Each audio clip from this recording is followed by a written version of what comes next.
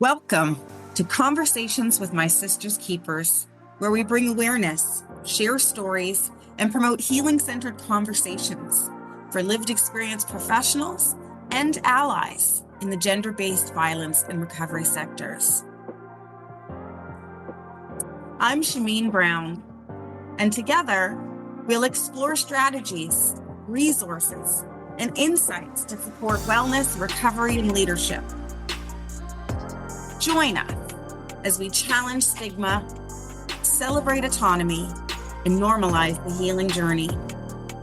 Let's build a community of understanding and empowerment, one conversation at a time. Welcome, and thank you for joining us for our conversation with our Sister's Keeper, Juanita van Heerden. Juanita is a dedicated advocate for human trafficking survivors with over 11 years of experience in survivor care. Formerly the executive director of SCAPE, a safe house for trafficked women and their children in Cape Town, South Africa, she now works as a consultant, equipping organizations to establish and strengthen survivor support programs. Juanita brings lived experiences of addiction and sexualized violence that have shaped her deep passion for holistic healing and trauma-informed care. She's currently in her third year of psychology studies and works closely with Not I, But We, a social enterprise empowering survivors of sex trafficking. Committed to collaboration over reinvention, Juanita helps organizations build sustainable, impactful, and lasting support systems for survivors of trafficking. Welcome, Juanita. We are so glad to have you with us today. Thank you for having me. It's such an honor to be here.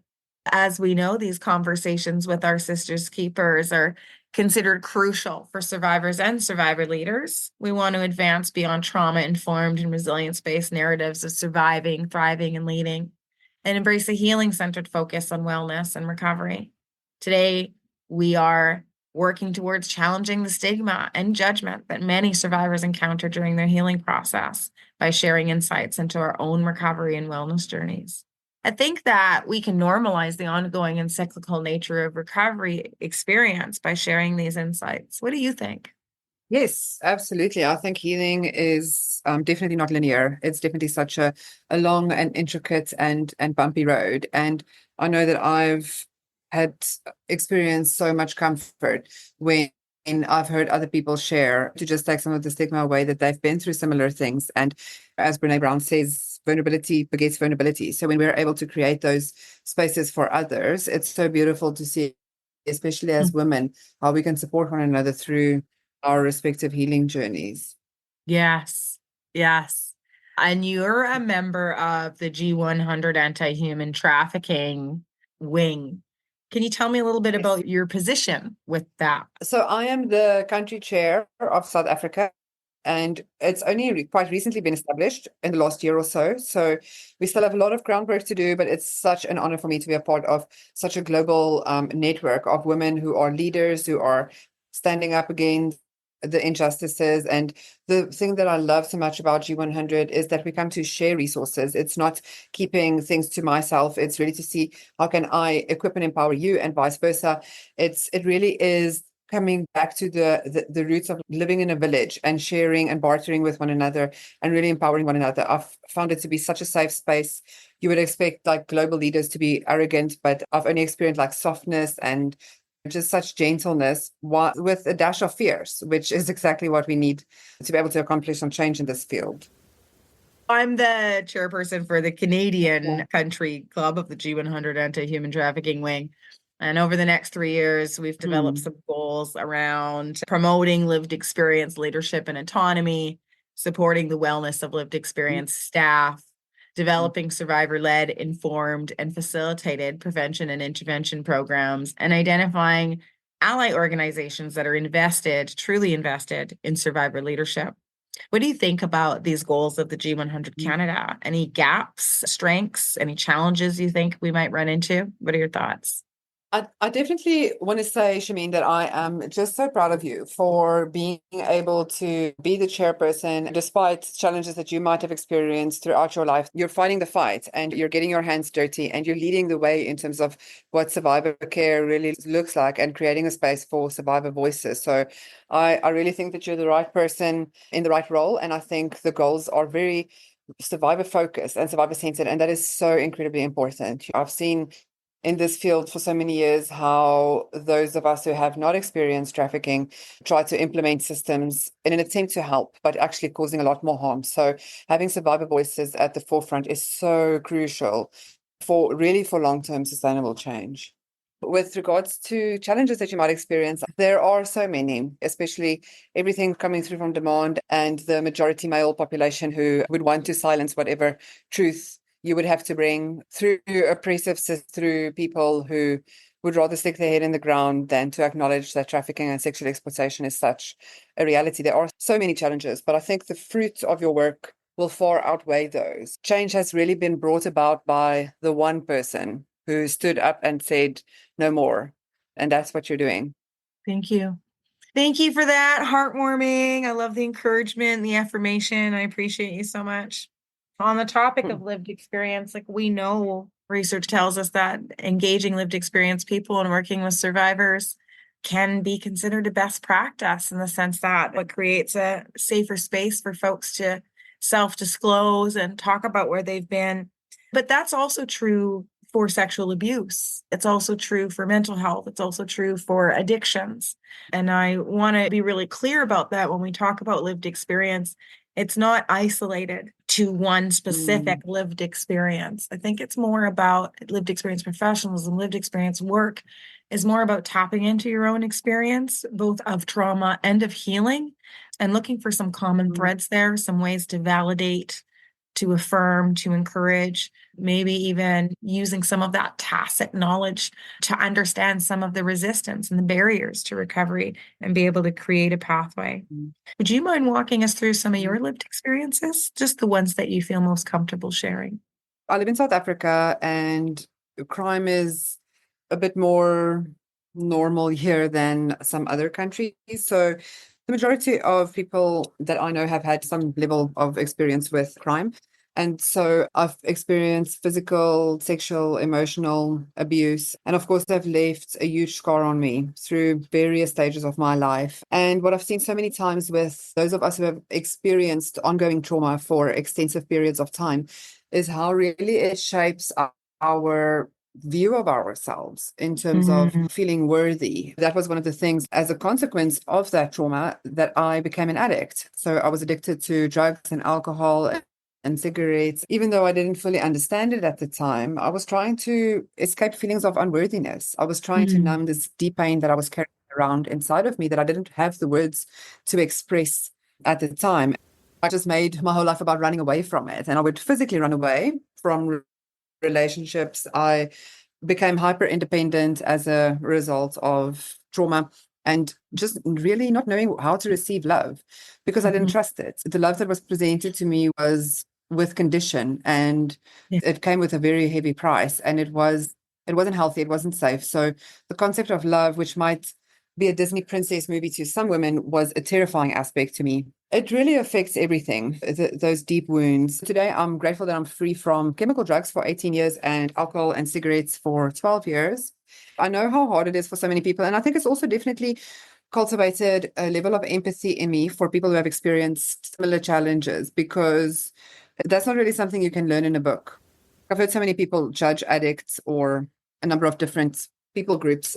It's so deeply frustrating when people don't understand your experience and when they come from a place of judgment. It really is so incredibly hard. And I think something that has really helped me in terms of my mental health is that I have been on antidepressants and it has saved my life. And I have friends who also are on antidepressants. I know that it saved their life. And that really is something that I'm so passionate about, Shamin, is to speak openly about using psychiatric meds, if that's what you need, anti-anxiety meds, if that is what has been prescribed to you, and that is something that will help you to actually function in a very very messed up society in a very difficult world while we're nurturing our wounds and trying to form some sense of healthy identity within ourselves. I really want to break the stigma of using medication and going to therapy. But we're long past that, and yet so many people are still stuck in that, saying, I don't want to be dependent on medication. In terms of criticism towards medication and therapy, I find it so interesting that the people who are the ones that judge when you medicate, etc., or go for therapy, they also medicate with alcohol or Yes. sex or pornography or work or anger outbursts or fill in the blank. None of us are immune to the consequences of being human. And I would rather be dependent on medication than bleed over everybody else. Age-old saying says that if you don't heal what hurt you, you'll bleed over those who didn't cut you. I have seen that in the nonprofit spaces so many times. Good-hearted, meaning people coming to the fore with a heart to help, but oftentimes their wounds have not been healed yet, and so they project a lot of their wounds and their needs and form codependent relationships with survivors when that is the last thing that they need. So I realized first and foremost when I started my journey in working with survivors that I need to also be held accountable. I need to deal with my stuff. I need to go to therapy. I want to help someone else, but I'm not willing to sit in my own uncomfort and in my own pain. I think everybody needs therapy, and the people who least think they need it are likely the Yes. ones who most need it because they're not in tune. We all go through Absolutely. some rough stuff. So if you don't think there's anything Yes. there, I question how self-aware you are. You were talking about relationships and how scary they are and hyper independence. And I resonate with that so much. But there's also this piece about when you find a healthy relationship after all of that and how that's terrifying. Then moving on to meds, has there ever been a period for you where you've had that mindset before you got to this place where you feel like, yes, it's a good thing? And then also thinking about addictions. What was the turning point for you with meds, with relationships, with addictions? What was the turning point? For me, it was a really big thing. My mom was diagnosed with cancer in 2011, and she passed away the same year. It was a matter of months. And that was really the turning point for me because she was my best friend and we had a really close relationship. My mom was a single mother raising 4 kids, doing her best. She obviously had her own wound and definitely wasn't perfect, but she was my hero in a lot of ways. And when she died, there's just something about the fragility of life, the finality of death, and that you'll never ever be able to see the person again. And that really was for me the point of coming to a point of saying, I want my life, I want to live a life of purpose. I realized she left, she couldn't take anything with her. So what is the point of chasing after material stuff when you couldn't even take anything with you? And so and her faith in God was really a very big point, even though I was very rebellious against Christianity growing up. But she managed to raise 4 children by faith and very little money. And that was a very big waking up point for me. I then went to Kenya and I met a little boy who was trafficked, and that messed me up. That was just a 4-year-old little boy. And I just had to wrestle a lot of that kind of stuff out with God. Why is this happening in this world? What is my part to play? Because I just knew I could never look away again. I wouldn't be able to go back to push around papers on a desk or whatever random activity when I know that people are genuinely suffering out there and that sex trafficking is a very big problem. And I just knew that this will be what I'm going to do for the rest of my life. Even though I had made that decision, I hadn't yet realized even how much trauma I had experienced up until when I first started at SCAPE and we were getting trauma training one day. And I was like, ooh, girl, you is a hot mess. Yeah. That's Oh so my common. word. I hear that so much. People in training who have lived experience and they don't Yes. realize they have lived experience. And then you're in a Yes. training and it's a deer in headlights. I just knew that it wouldn't be fair of me to come in here as some sort of a savior, walk a journey with people, but not deal with my own stuff first. It starts with me. And so that's when I started embracing the journey of therapy. And my therapist for the first 2-3 years recommended antidepressants. And I didn't want to do it. I think also in the Christian communities oftentimes mental health is frowned upon and medication for mental health. And that really is a stigma that I often challenge as well within Christian communities, because that's some nonsense. We really need to stop victimizing and hurting people and shaming people for struggling. And so that really was the turning point for me, everything at once, with addiction, with really turning my life around, because I was on a path of self-destruction up until the point when my mother had passed away. I had quit drugs a few years prior to that, but I was still an alcoholic when she passed away, and I was drinking every day. So it really was a point that was the turning point for me. But again, you'll have the big turning point moment, but then from there, it's such a long walking out, relearning, unlearning, really embracing different parts of your journey and healthier relationships, etc. Yeah, even though the moment was big, a lot of the learning part is even still ongoing to this day. Yeah. And talking about that learning, both in early recovery versus now, what are some of the things that you struggled with along the way, or some of the ways that life has been negatively impacted? I think about romance and how like healthy relationships becomes challenging. Some folks talk about parenting while recovering from trauma, things like that. Just curious what that experience looked like for you in early recovery and now. I had rose-colored glasses initially. I really thought that I'm going to go to 4 weeks of therapy and eat 2 healthy salads and go for 2 walks and make 1 new healthy friend, and then I'll be good. Could often like reach this place of perfection. But I was so shocked when I found out that's not how it works.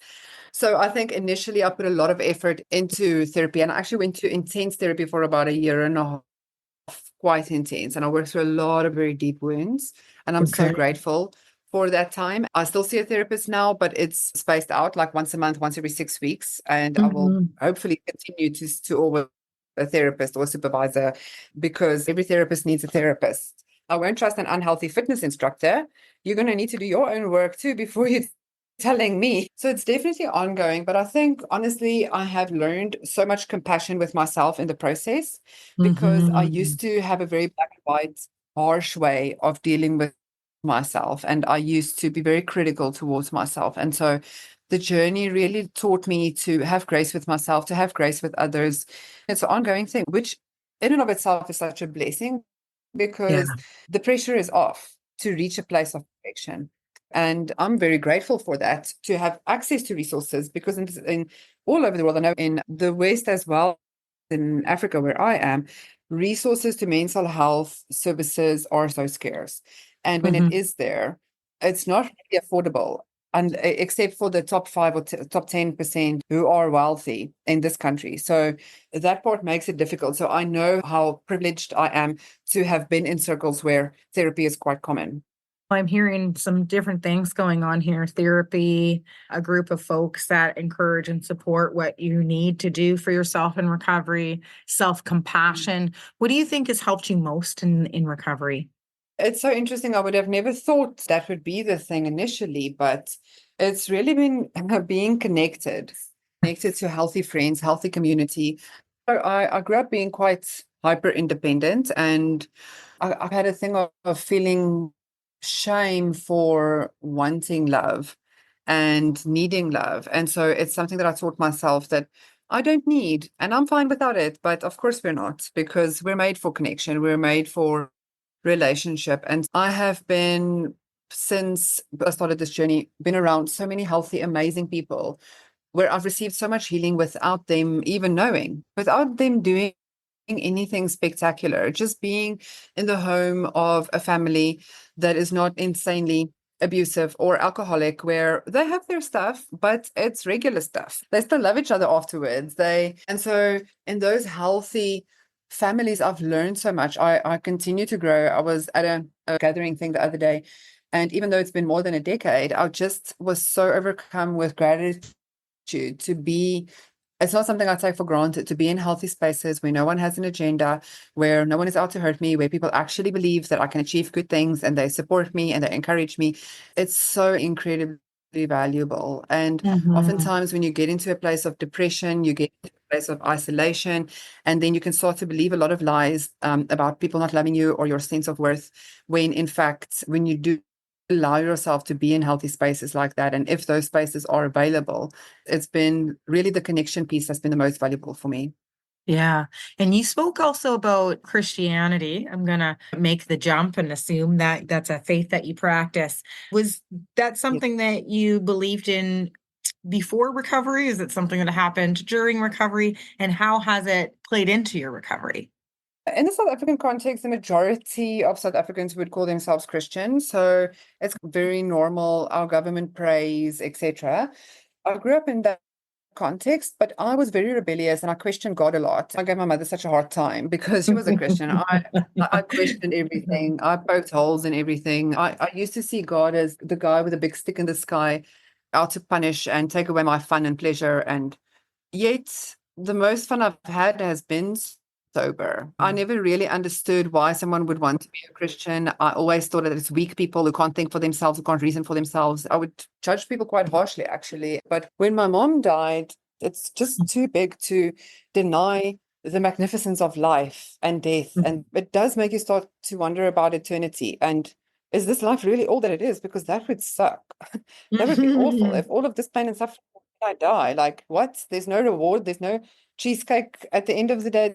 There's nothing. Like, all of this was for nothing. And so for me, it's so important to believe that there is a God and that God loves me and has a plan for me and is holding my hand, and that God was the only one who never really left me when so many other people did. My faith has shaped and shifted a little bit over the years.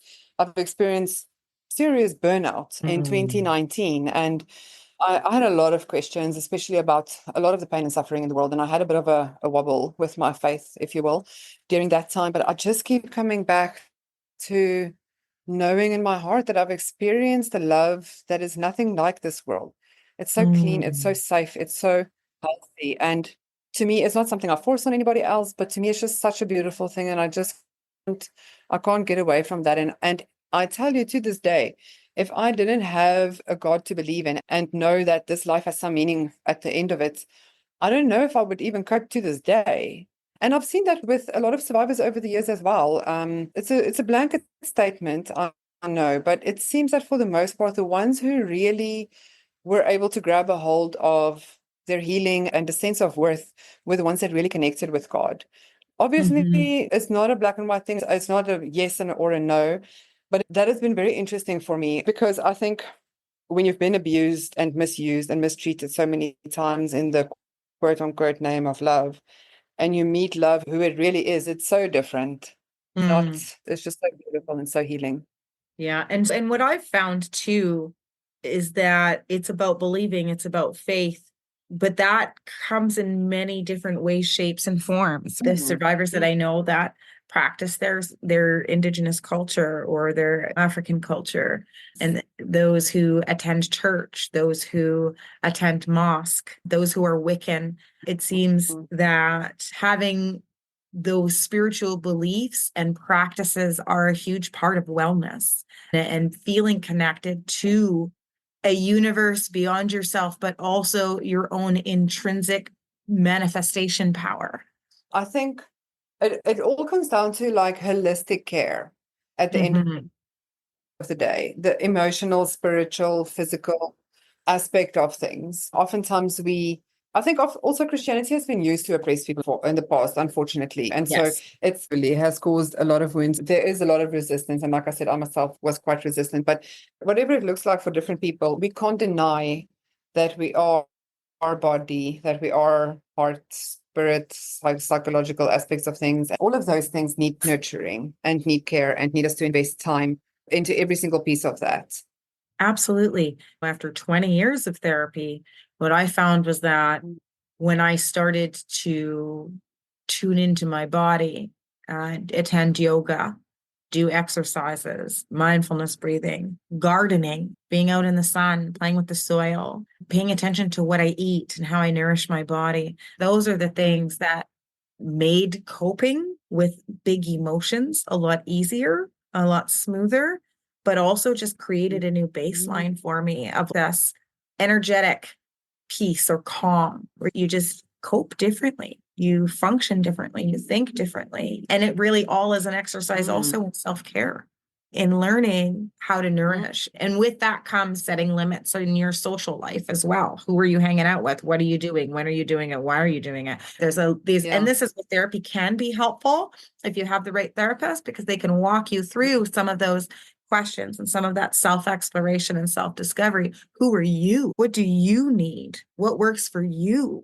And get rid of some of that external chatter around who you should be and what you should be doing. Because sometimes what you should be doing ain't what works for you. We need sometimes to have permission to explore outside the box and to just be who we are.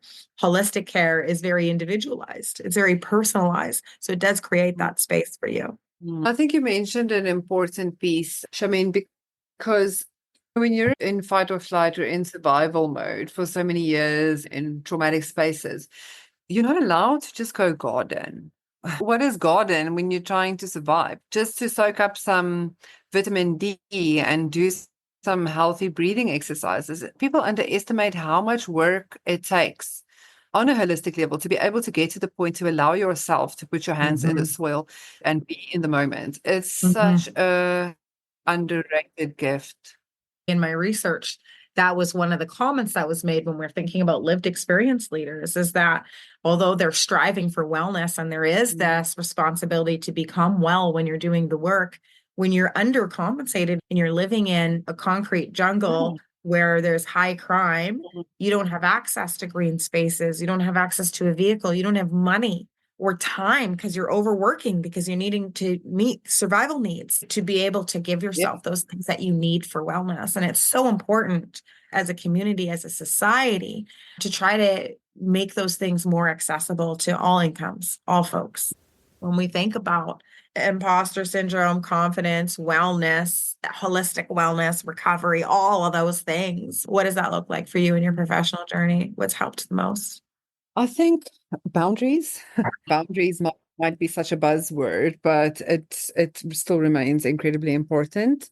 Like, I have 2 phones, and for many years, even if I go away, because the nature of the safe house is also 24/7, and there are a lot of crises and challenges. And so because I was the director, it was also a very huge sense of responsibility. It's not really something you can switch off. Yeah. So I took that with me everywhere I went, and that was definitely something that added to my burnout. It definitely put way too much weight on me, and my burnout was important for me. I hated it so much, but it was so incredibly important because I had to learn to come to the end of myself and learn to reach out and ask for help. And I think, I hate to admit it, but I was micromanaging to a degree. That's also a trauma response, okay? We don't want to get blamed for anything going wrong. Exactly. We can't have that. And it really taught me, if I really want to help somebody, then I need to trust that they have the strength within them to help themselves and to nurture that in them so that they can stand on their own 2 feet. And empowerment comes through responsibility. And that really stuck with me, because if I want to empower someone, but I take their responsibility away, then I'm disempowering them. If I want to genuinely see you empowered, I need to give you the responsibility and step away, allow you to fall off the bike, allow you to make some mistakes, and love you during the process, but not try to take that away from you. It's that picture of trying to force open a cocoon when the butterfly is still in its process. I need to stand back if I really want to see you fly and thrive. For those who don't know, what happens when you open a butterfly cocoon and you help that butterfly get out of the cocoon is that its wings don't get to develop and form, and it can never fly. So though you think you're helping, the butterfly actually needs to be able to beat its wings on the inside of that cocoon and push against the pressure and break out of the cocoon on its own, because that's what pumps the fluids through the wings and helps shape and strengthen the wings, is that work to get free. So can't be opening the cocoon for others. I think definitely in terms of going forward, in terms of sustainability in my work, that really is something that is important. As I coach other organizations now and help them to open up more safe houses, I think obviously I've learned a lot from my own mistakes and the mistakes that we've made at SCAPE, because SCAPE was the of its kind in South Africa, Oh. of 60 million people in this country, and it was the first safe house that specializes in trafficking care. We obviously made some mistakes, but I just love that organization so much. It's stood the test of time and continues to support survivors all the time as well, and I think that's so beautiful. And so now a lot of the mistakes that we've made, some people say you can view it as a mistake or a way not to do it in future. That has been also very important for me to learn from that and work towards best practice when it comes to trauma-informed care, and to really train the staff and to really create spaces where, you see, in NGO spaces, there's a lot of the time still a very big poverty mentality. And that is something that really makes my toes curl from frustration, because it doesn't have to be that way. Yes. We don't have to have donated plates with chips and every plate is a different color. And we're just so grateful for this bag of donated clothes where people donate underwear and torn things. And I'm like, I'm so tired of that. Like, it's so disrespectful. It's so undignifying.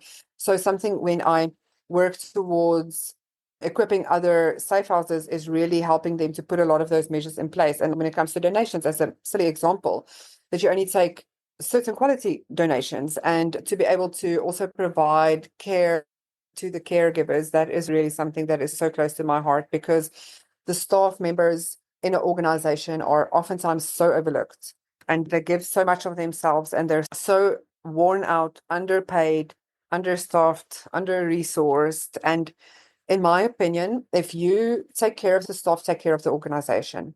It really is that simple. This is advice that you would give to organizations that work for survivor leaders, providing out high-end Yes. supplies and distribution, staff care. Yes, absolutely, because we all come with our own story. And so it's so important to also acknowledge the humanness in the staff as well, and to create spaces. And so something I'm passionate about, as an example, is to give to, if you see a staff member is going through a hard time today, to allow them to take the day or take hours, to have that approachability as a leader, for the staff to know that they're safe to come to you and say when they're struggling with something. And another thing that I really wish I could implement in some European countries, there is I think it's called a Sabbath. Every 7 years, you get a year off work where you paid. I think that's a 5% of your salary something like that, 8% of your salary every month, and put it away, and the company puts a certain percentage away. And so that to me is just so caring and loving and acknowledging of the sacrifice. And it's for people in helping professions. During that year, you can start a business, you can travel the world, you can garden all day, you can do whatever you want to do and recover. After 7 years of intense work and sacrifice and blood, sweat, and tears that go into this work that a lot of people don't know and see, I think for the first 6 months, you'll just be recovering, because our cups runneth dry. It takes a while to fill that cup up again. And the second half of that would be more you being filled up again and rested well enough again, so that you have enough to also give others again, even just on a shorter term. If 7 years is too long, let's say, for instance, if you get, I know paid time off globally works differently, but in South Africa, it's about between 14 to 21 business days that you get off. So it works out to about a month. So giving, let's say, 3-4 weeks extra a year, like, you put that as part of your budget. You acknowledge that these are not machines, because sometimes you'll take 2 days there for your child's thing, 1 day there for the doctor. And so it's very fragmented. I really have seen that an important part of wellness is being able to take consecutive leave days, a couple of weeks, to really be restored and recover, to go back. Because as helpers, we want to help others. But my question is, if you can't take care of yourself, what makes you think you can take care of others?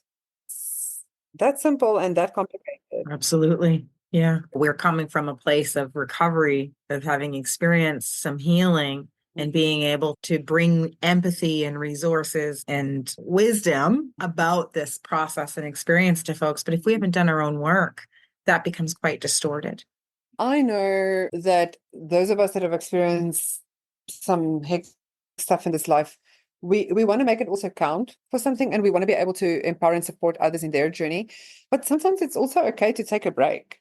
Even if that break means a year or two, where you just allow yourself to experience a different softness of life, instead of just adding one task upon the next to try and rescue everybody else, when all that we actually need is just to be seen and be loved and be in a place of tenderness for a while. That really has been something I used to always see so much of my worth in the work that I do. And to get to the point of realizing that my worth is not in that at all, and that the real challenge is in rest. We are all hustling for our worth in North America, for sure. Capitalist society, we're all fitting in, Absolutely. wearing a mask, performing for validation, for acceptance, to be seen. But we never are seen that way either, because we find ourselves in rest. We become ourselves in rest when we let go of all the rush and the hurry and the to-do list and the I should be list and the I should do list, and we just center. However, I'll say that being able to do that is also a challenge, because I would love to take a year off to be soft, but who will pay my bills then?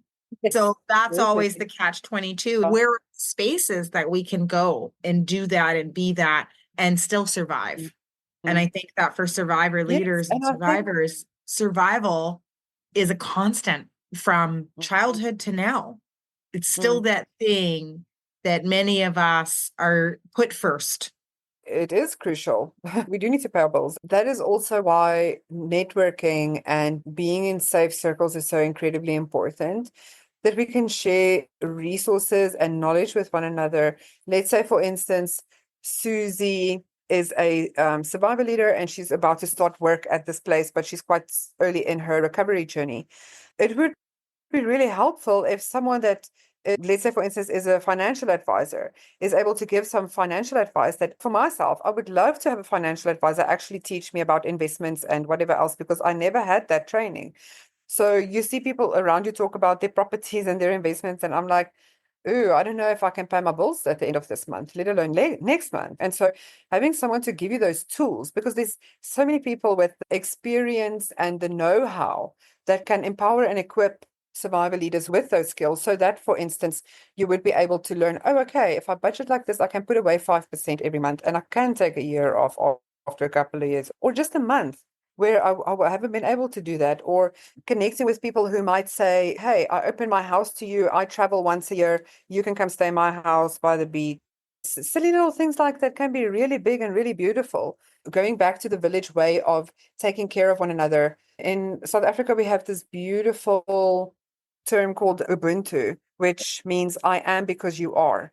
And that's really from the native South Africans who have been here, who have really lived in community. And I will not eat if you have not eaten. I cannot be if you are not taken care of. And so that beautiful way of doing life together as Ubuntu is so beautiful. And I think in our fast-paced society, we've rushed and we've moved away so much from that, as you say, in terms of capitalism and in the urban jungle. And we really need to get back to those basics, because we can't do it without support. We're not an island. We need one another if we really want to make it. You've said so many important things. We've talked about getting education on the areas where we need growth, whether it's taxes, finances, relationships, what have you. Just getting education, getting resources in those areas. Talked about the importance of healing ourselves first, whether that's therapy, meds, whatever, holistic care, rest, being in safe spaces, having community support at work, but also social connection. What advice would you give to survivor leaders if there was one thing that you wanted to say to them? What would that be?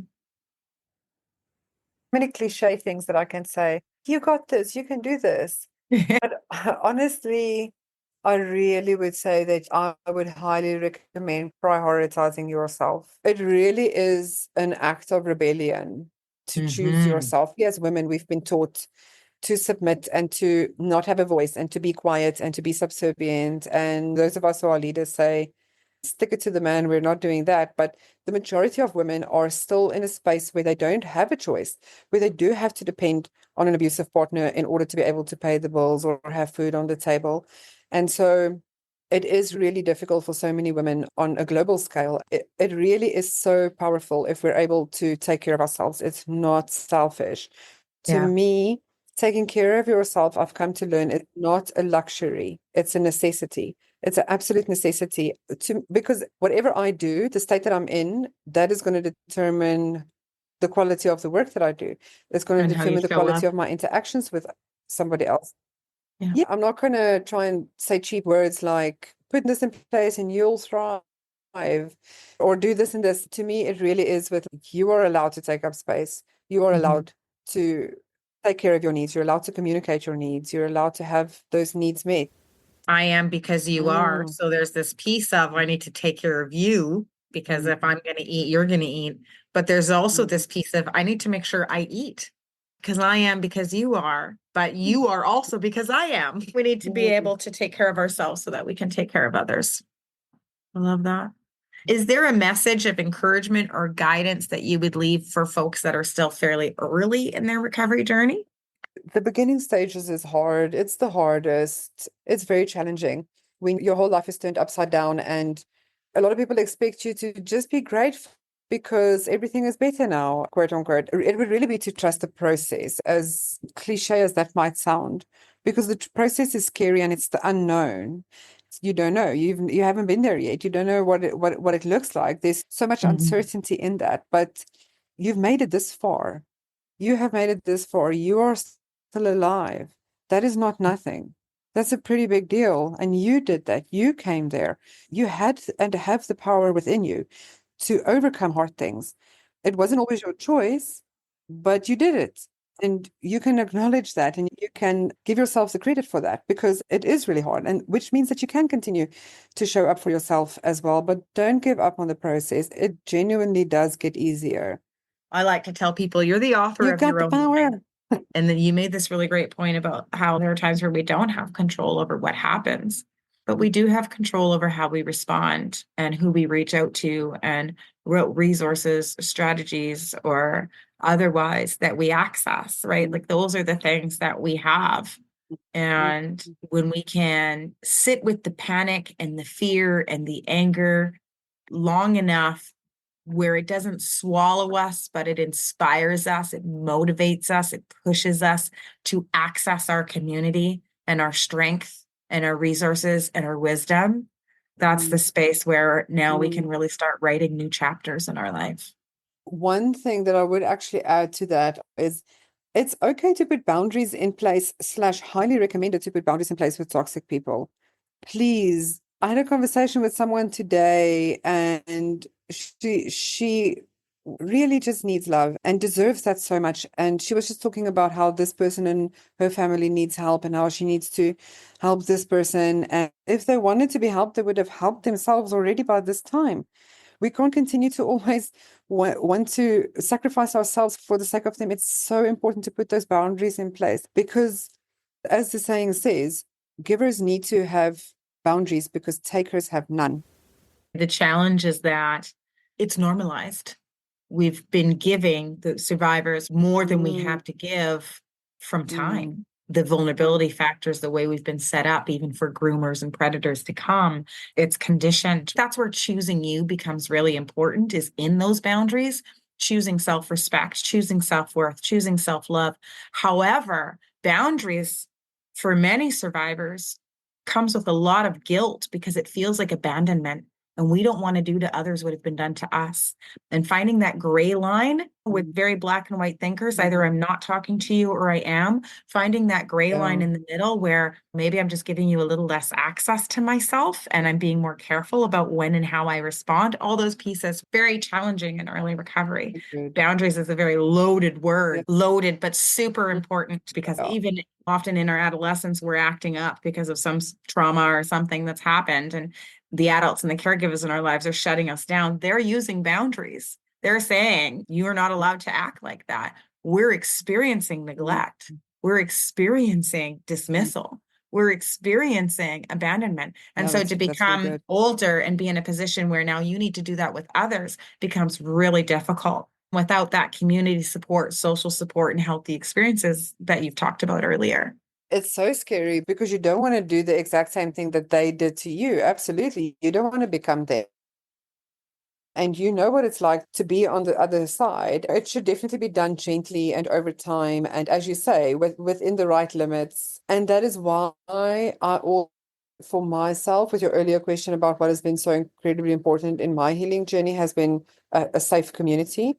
who was my net that would catch me when I fall, that would be there for me when I felt sorry for someone that might have abused me before and wanting to take them back into my life or excuse their behavior, where they would be there as a support for me during that time. It doesn't fix everything, but it sure helps to be heard and to be seen during those times. And I know for so many people, they don't have that because oftentimes you have been isolated by the perpetrator and you don't have those healthy spaces and those healthy people around you. So it can be incredibly hard. Yeah, absolutely. I like to frame it as a practice in respecting your own boundaries, because often we set boundaries and then we almost re-experience our own sense of abandonment or dismissal or whatever when that person reacts in a way that's not favorable or empathic or understanding. You're not setting that boundary so that you can get their respect or acceptance. You're setting that boundary so that you can respect the boundaries of your inner child, your person in there who's experiencing discomfort, who needs to be protected. That boundary is for her. Yeah, I love that you frame it like that. The keepers that we had were crappy. That's part of the process, is learning how to be, because they never taught us how to do it. Yeah.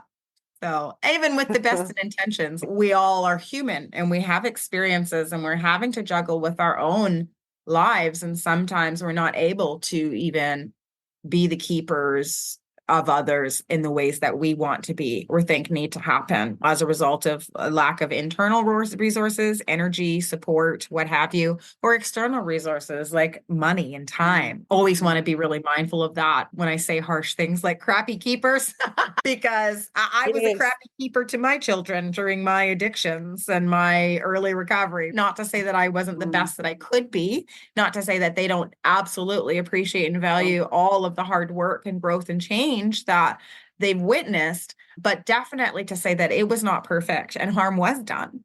And that's just a reality. It's so important that we acknowledge that as well. No child will come unscathed through this life. As long as we're human, as long as we're on an imperfect planet, as imperfect beings, we're unfortunately going to cause harm. For myself, I clearly remember at the age of 4, told myself that I don't think I want to have children. I know most people do and want to, but for myself, I was so scared of harming my children. I was too scared to even bring children into this world. Even at that age already, I guess I knew that you can't be alive and not get wounded. The important thing is, Shameen, what you've said, that even though you realize that you have caused harm during your addiction days, the difference is that you're owning up to it.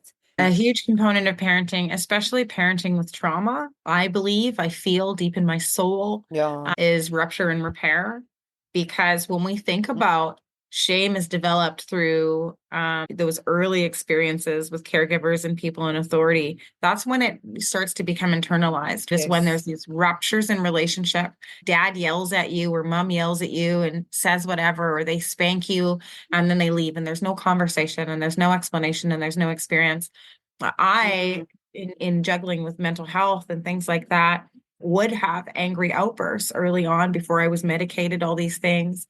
And number one, being conscious, looking in their face, looking at their eyes, looking at the fear and how they're responding. So not allowing myself to be like, it's okay because I am going through this thing, or I don't mean it, or it's my mental health, all the excuses we can give and dismissing that look in their face.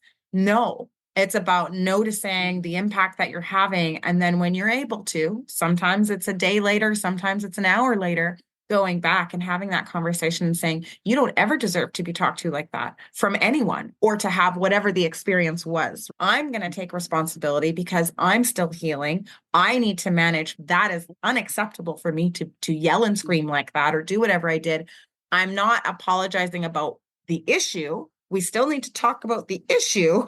But I want you to know that how I responded and handled that was not okay. And that's not about you. And it's not your fault. And you don't own that, because that's mom's crap, not yours. You are a good person. Instead of them internalizing the shame where mom got angry at me because I made this mistake. Now maybe I'm a slob, or I'm lazy, or I'm not a good whatever the upset was about.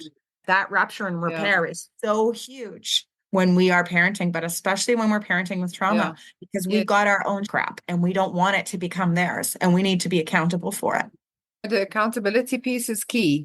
We're going to screw up. That's a guarantee. But owning up to your stuff is really all the difference.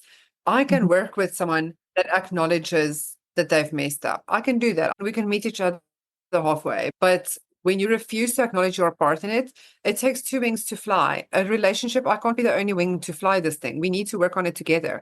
And so it's going to take accountability both ways. To me, I have so much respect for parents that can acknowledge when they miss the mark. Because for me growing up, parents knew everything. I idolized them. I thought they were these superhuman beings that always had all the answers. I wonder if I would have engaged in life differently if they were a little bit different in terms of admitting when they made a mistake, etc. When I see some of our friends with children do what you just mentioned and say, hey, that wasn't okay. I acknowledge that I was wrong. We're still going to deal with the issue, but you didn't deserve that. I have so much respect for that. That is a crucial part of the healing. And a lot of people don't get that closure. A lot of people don't get that affirmation. A lot of people are just left with, oh no, but so I am wrong. I am unworthy because of this thing that happened. It's something that can be happening in organizations as well. That can be something that can be happening with both our survivor leaders, and if you're a survivor leader working with survivors, it could be something that you're doing with survivors, because you're going to make mistakes too. You're going to impose your own experience and values at times, and that's okay. Again, human, but can you catch it? Can you catch it and bring it back to them and say, hey, I noticed I gave you this thing and it wasn't yours? Because that's where healing comes. Yes. When people can come to you and say, actually, it's not all your fault. And not just something that they say, but something that they own. I made a mistake too. We're going to be human together. We're going to grow together. Yes, especially in trauma-informed care. I'll never forget the first time when I saw a leader, in a way, repent to those that they were leading and saying, I missed the mark. I screwed up big time. You deserved someone to lead you better during this time, etc. That's so beautiful, because then all of a sudden it created the space for everybody else to say, oh my word, I have also screwed up. I also did this thing. Please, let's work through it. I love that. It just creates that safe space for all of us to just be real and open. And it's so much more supportive as well, because in terms of accountability, if you see me screw up with that same thing that I apologized for, you can call me out on it before it gets out of hand.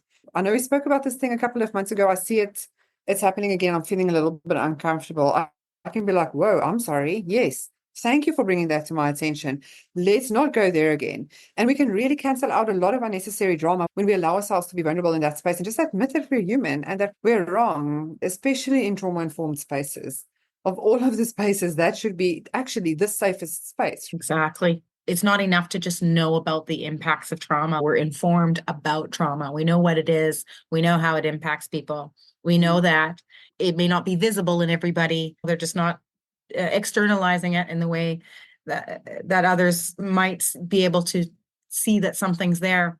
And when we know all of that, it's not enough to be trauma informed. We need to be trauma responsive. We need to take that information and act on it, and create cultures where we're safe to be vulnerable. We're safe to be authentic. We're safe to make mistakes. We're safe to grow. And we don't do that by being the expert. We do that by being a fellow human who has some expertise, perhaps, because you can also have some expertise one day as well, or you may have your own kind right now that you want to continue to develop, but we're all still human, expertise or not.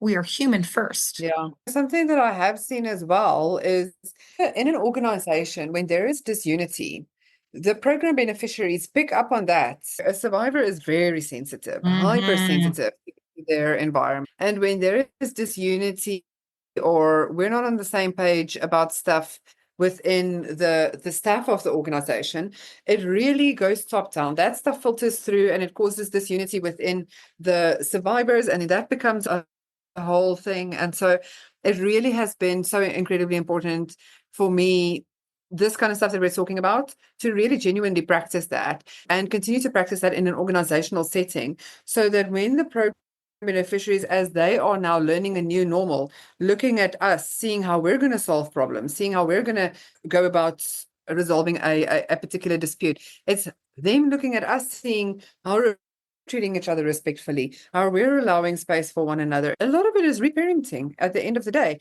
If you and I are the mom and dad that screams and shouts in front of the kids, or they know that they can come to mommy because mommy is nice, or daddy's going to give them sweets when mommy isn't, or whatever, we need to, if we stand together and we create that sense of unity and trust and safety between one another, it comes very easy to the ones who we're actually there to serve and the ones who we're really there to create a safe space for.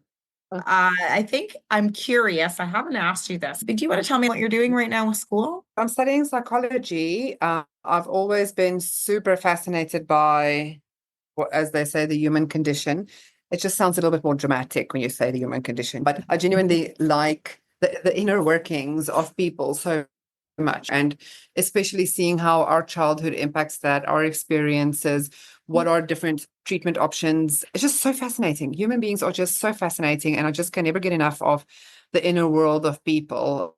I'm in my third year of studies. In South Africa, a bachelor is 3 years, but then the fourth year is what they call an honors degree, and then after that is master's. So in a way, still very much in the beginning stage of my studies, but it's so incredibly beautiful because I think a lot of my friends have said I've done the field work first and now I'm doing the theory. So I'm doing it the other way around, especially like having my own experiences, etc. But I think that is such a benefit because I'm 40 years old now and it's my first time really studying. And so it's really because of everything that I've already seen and experienced, especially in the nonprofit sector, whenever I'm learning new stuff in the psychology classes, a lot of it is, yes, I've seen that. A lot of it is just things clicking. And the main reason why I am studying is firstly, because I'm very interested in human beings. And secondly, because it can inform my work so that I can really do the work that I can to the best of my ability. I do bring the experience piece, but I also acknowledge that I want to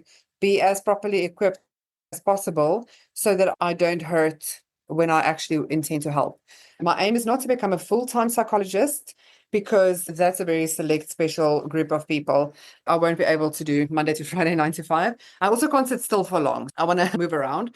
But it really is such a blessing, honestly. And actually, I have this, quote, adopted parents, not legally, but they are just so amazing and loving. They offered to pay for my degree because it hasn't ever been something that I was able to do. They're my parents. They're American. I call them Mama and Papa in America, and they call me their South African daughter. And it's so sweet. And that's also such a healthy part of my healing. So healing is not really about the money that they're paying. It's more about the fact that they believe in me and that they see that I have something to bring to the world and that they want to advance that. Something that comes up as important for survivor leaders in the research is to have their wellness be invested in, to have their training invested in, to take time to debrief with them and invest that as well in them. And you just said it so perfectly. It's not about the money that they've invested. It's about the fact that they've invested in you and your future, in your potential to make a difference. It sheds a lot of light on the ways that we can be invested in, not just by organizations, but by communities. So for my last question, this has been such an incredible conversation and I want to keep going. But for the last question, it's really just an opportunity for you to give a shout out to somebody that you feel has made a difference in your career or is invested in survivor leadership in a really good way. Firstly, I would like to give a shout out to every survivor that I've ever worked with. To me, it's been such an incredible journey, so incredibly healing and beautiful. To me, it's such a sacred honor to be allowed into a space where someone is healing. That it's sacred ground for me. So it really isn't something I take for granted. Definitely to each one of them, I continue to be inspired by them on a daily basis. And I have some really amazing friends. I know I'm going to upset some of them if I don't, because it's such a long list. I've been really blessed. But one of my friends, she created Not I But We, Madison Bearfield. She has sacrificed so much to create a space for survivors where they can have dignified work in terms of being able to be proud. Because in the South African context, the experience for a lot of women, especially, is that there hasn't been proper education. A lot of times, even like for the first couple of grades in school, and that was about it. And so the work that Not I But We is able to provide for survivors is just so beautiful and so encouraging, just seeing them come alive and thrive as they work there and discover different parts of themselves is so beautiful. I just have so many friends in the field that are in the field with me and on their own journey. I'm just so grateful. I have really amazing friends, the founder of SCAPE, Miriam, my other friend Bianca, who lives down the road. We're absolute besties, and just so many other people that work in this field who continue to stick it out. I can just think of so many different people who are such an encouragement to me. And like I said, on a personal level, my American parents and people who love me and care for me, I just really want that for everybody else. Yes, yes. You and me both. That's part of the reason for this podcast is spending years, decades watching the lived experience professional movement grow in terms of being recognized as a best practice, bringing people on, hiring more people, putting people in positions of leadership, but not seeing them be supported in the ways that are meaningful in their recovery. Once they hit a professional position, they're no longer survivors. We want to hire you for your trauma, but we don't want your trauma to show up. And just the power among survivors and in doing this work and in healing themselves and while being a source of support to others and others who also are exposing folks to some real stories, some real severe challenges, barriers, traumatic experiences that they then carry while they hold their own. I have seen women fight for years to build their lives and then get these positions and not be supported and then relapse in addiction and lose their kids and to be told that they weren't ready. They weren't healed enough for the work. They shouldn't have. It's your fault. You shouldn't have applied for this job. This is not an isolated experience. It is not you. The journey that you're on is normal. It is the same journey that every person in recovery experiences. Yes, there's going to be some things that are different. I'm not saying they're exactly the same, but this is the journey. Those who don't understand it are going to try to make you feel like you're wrong for being on that journey. But there is community. There are people who will understand and who will be there and who will invest in you. I really just want to encourage you to continue on in this space. I'm vouching for you from the sidelines and I'm excited to see how you'll grow. Just really hoping that some people will come alongside you and support you as you continue on in this very important journey. There really aren't enough spaces survivor voices can be heard in this way. Thank you so much. Yes, thank you. Thank you. Thank you so much, Juanita, for being here. Loved having you. Thank you so much for doing this and creating this space. It really is so important. And to all who are listening, thank you for joining us for this conversation with our Sisters Keeper, Juanita van Heerden.